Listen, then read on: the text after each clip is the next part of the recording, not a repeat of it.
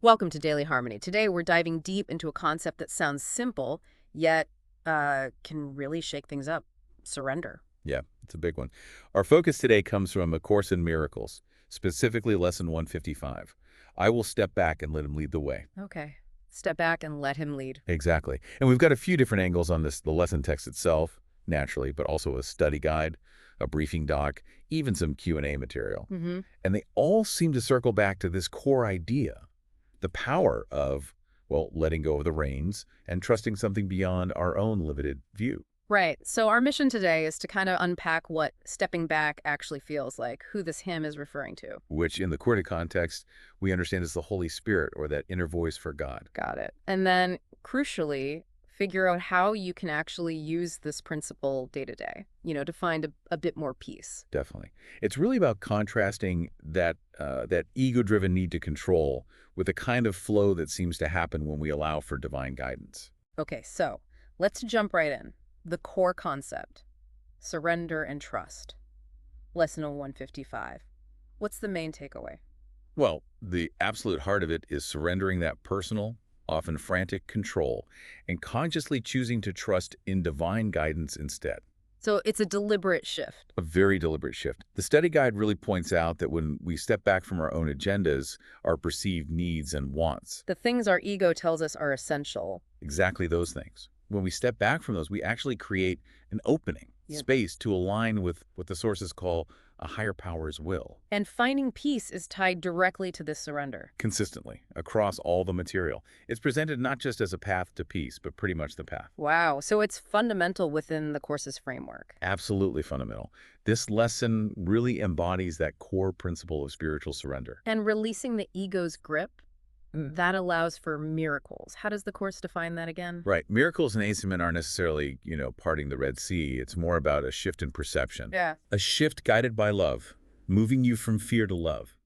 So releasing the ego's need to control outcomes allows these shifts, these moments of clarity and healing to occur. So stepping back isn't passive, it's more like clearing the way. That's a great way to put it. It fosters a clearer connection, a clearer channel to that divine wisdom.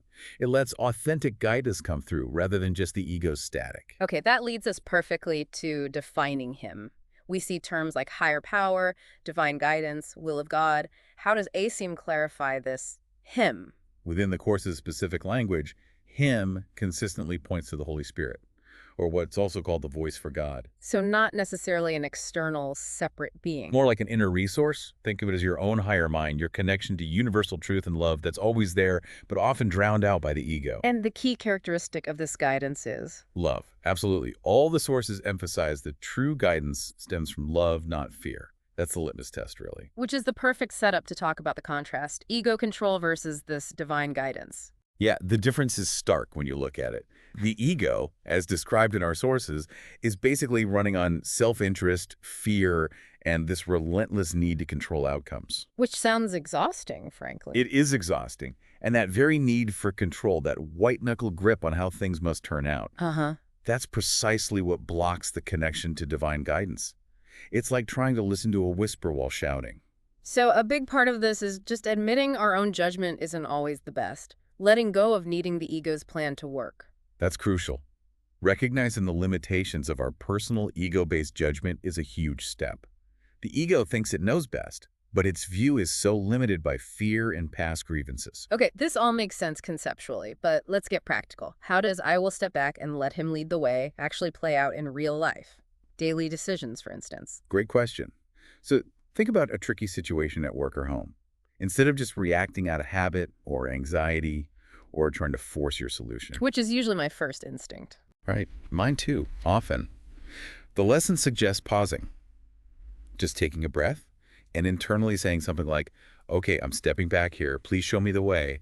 It's about inviting that higher wisdom in. And trusting that an answer or a path will appear, even if it's not what you initially expected. Exactly. Trusting that the appropriate, most loving course of action will become clear. Maybe not instantly, maybe not like a booming voice, but through a feeling, an insight, a coincidence. Okay. What about conflict? That's prime ego territory. How does stepping back help there? Oh, massively. In conflict, stepping back means consciously releasing that intense need to be right. Oof. That's a tough one. It really is. Releasing the need to win the argument, to control the other person, or even the outcome, when you surrender that need for ego victory, You create space. you create space for peace. A resolution might emerge that honors everyone involved, something you couldn't even see when you were dug into your position. So it's shifting from me versus you to us versus the problem, maybe, guided by something bigger. That's a good way to frame it. And this applies beyond arguments to general decision-making, too. It's about consciously choosing, again and again, to seek that inner nudge, that feeling of rightness. Rather than just logic or what everyone else thinks you should do. Precisely. Rather than just logic or fear or external pressure, it's tuning into a different frequency of guidance. And stress. I mean, so much stress comes from feeling like we have to manage everything, especially things we can't actually control. You nailed it. Yeah. Surrendering to that higher guidance directly tackles that source of stress. When you genuinely let go of the need to micromanage the uncontrollable, The stress has to lessen, doesn't it? it really does. A significant layer of anxiety just dissolves because you start trusting that there's a larger wisdom at play, even if you don't understand it in the moment. Our study guide mentioned mindfulness, too. How does that practice connect? Mindfulness is like a training ground for this. In meditation, you practice observing thoughts and feelings without getting swept away, without needing to control them. Just watching them float by. Exactly. And you can consciously use that space. Take a deep breath, affirm your intention. I'm stepping back now. I'm allowing guidance. It helps quiet the ego's chatter and make space for that inner voice. It really does all seem to point towards this feeling of peace and flow. That's the promise, isn't it? The lesson, and the course generally, presents this letting go of control as the direct pathway to peace. By aligning with the will of God, as it puts it. Yes, which is understood as inherently peaceful, inherently loving. When you stop fighting reality, stop resisting, stop trying to force things, you naturally start to experience more flow. Like getting in the river instead of trying to swim upstream all the time. Beautiful analogy. Exactly. You're moving with the current of love rather than battling against the rocks of fear. And that choice, love over fear, becomes the guiding principle. Okay, so for someone listening who thinks, all right, I want to try this, what are some practical tools or exercises the sources suggest? They offer a couple of really helpful ones. One is a surrender exercise. How does that work? You basically identify specific areas in your life where you feel that tight grip of needing to control things. Yeah. Could be finances, relationships, work projects. Mm-hmm. Then you reflect honestly. How does this need to control actually feel? Does it bring peace? Usually the answer is no. Right. More like tension. Exactly. So the exercise is to then consciously choose to release those specific concerns. Visualize handing them over maybe to that higher power, that Holy Spirit. Like saying, okay, I can't manage this alone. Your turn. Precisely that sentiment. And journaling is another powerful tool mentioned. How so? Writing about times, maybe in the past, where you did follow some kind of inner nudge, even if you didn't call it divine guidance then. What happened? How did it feel compared to times you tried to force things? So building up your own evidence file for trusting this process. Exactly. Seeing the pattern in your own experience builds that trust muscle. And there was that reflection question, too, which really hits home. Yeah, it's a potent one. How would my life change if I fully embraced the idea of stepping back and allowing divine guidance to lead my decisions and actions? Just sitting with that, imagining the possibilities. It really invites you to consider a different way of being, doesn't it?